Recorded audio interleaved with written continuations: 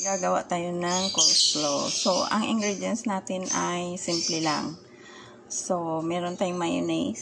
So, ito ay Japanese mayonnaise. Yan. Pero pwede naman yung nasa bote, yung local. Yung kagaya ng gawa ng Unilever. Saka yung isa pa. Tapos, meron tayong carrots na shredded.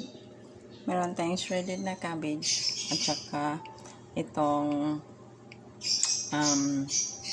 what do you call this one? Cashew nuts or kasoy in Tagalog.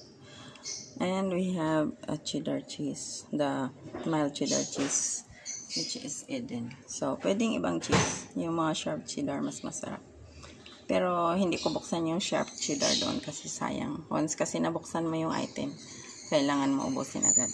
So, lagyan na natin ng salt and pepper. So, this one is a combination of salt and pepper. So, balance na yan. Tapos, lagyan natin ng konting brown sugar. Mga 2 tablespoon or 1 tablespoon. Depende sa inyo. Tapos, dito pala mayroong lemon juice konti. Ayan o. May konting lemon juice dyan. Mga 1 tablespoon. Yan. So, ang gawin guys, pagsama-samahin lang natin lahat ito. So, pagsamahin ko lang lahat. Sorry, nagkakamay ako. Pero naghugas talaga ako ng todo guys.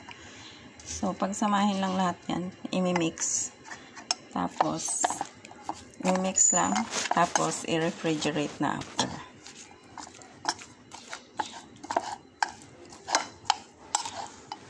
So, ganyan lang kadali gumawa ng coleslaw guys.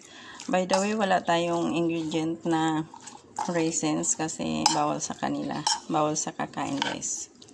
So, itong ginawa ko guys, request lang ito. Hindi to para sa akin, request lang ito. Kung para sa akin, may halo pa tong red cabbage. So, that's it guys. Thank you so much for watching.